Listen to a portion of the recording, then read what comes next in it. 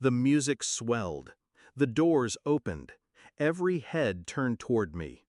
But the space at my side, where my father should have been, was empty. He wasn't there. He had chosen her instead. My sister, the one who hated me enough to sabotage my wedding day with a party of her own. And he went to hers. I should have felt broken. I didn't, because I knew something no one else did. He wasn't the one walking me down the aisle. Someone else was. And when Dad found out who, it drove him mad. Once I thought my sister and I were close. We shared secrets in the dark, whispered dreams into the night. But envy eats through bonds faster than fire.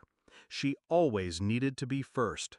First in grades, first in friends, first in Dad's eyes. When I got engaged, she smiled too wide, congratulated me with a grip too tight on my hand. I should have known. Her silence was never peace. It was planning. 2 months before the wedding, Dad grew distant. Calls unanswered, meetings postponed, his excuses vague. Then the truth dropped, casual as a knife. "I can't walk you down the aisle," he said. "Your sister's hosting an important event. She needs me there."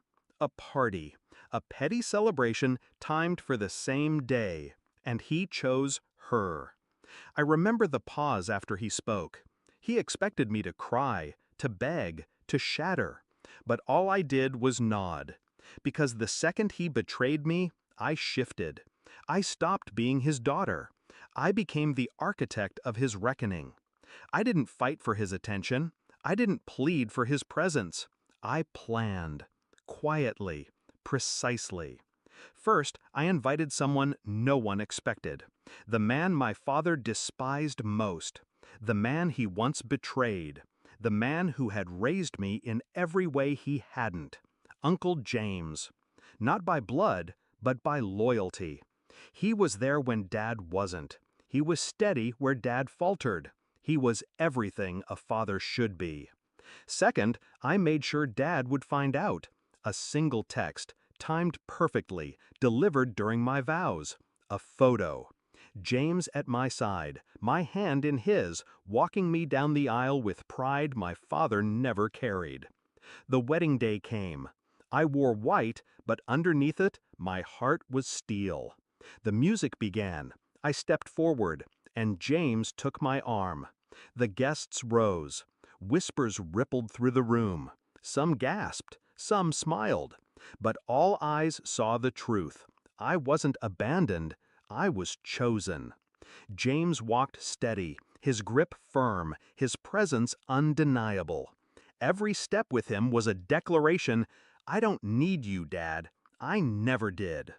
At the altar, I felt the vibration of my phone in my bouquet. A message sent. Delivered. Later, while we toasted champagne and danced under soft lights, I imagined the scene. Dad, at her party, surrounded by empty laughter, his phone buzzing, opening the photo, seeing James beside me, smiling, strong, rightful.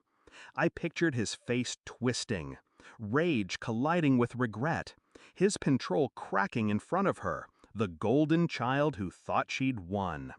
And when he stormed out, when his anger spilled over, I knew she'd realize it too. Her victory was ashes, her party meaningless. Because she hadn't taken him from me, I had replaced him myself. The calls came later, voicemails thick with fury, demands for explanations, accusations that I had humiliated him. I didn't answer. I didn't need to. By then, everyone had seen the photos. Everyone had witnessed James, not Dad, at my side. And the whispers spread. He wasn't the proud father of the bride. He was the father who abandoned her. He had given his role away, and I had taken it from him forever. They thought I would crumble, that a daughter without her father's arm would look small, pitiful, broken. But I stood taller. Because power doesn't come from who abandons you, it comes from who stands beside you when they do. My sister thought she'd stolen my day, but her victory was hollow.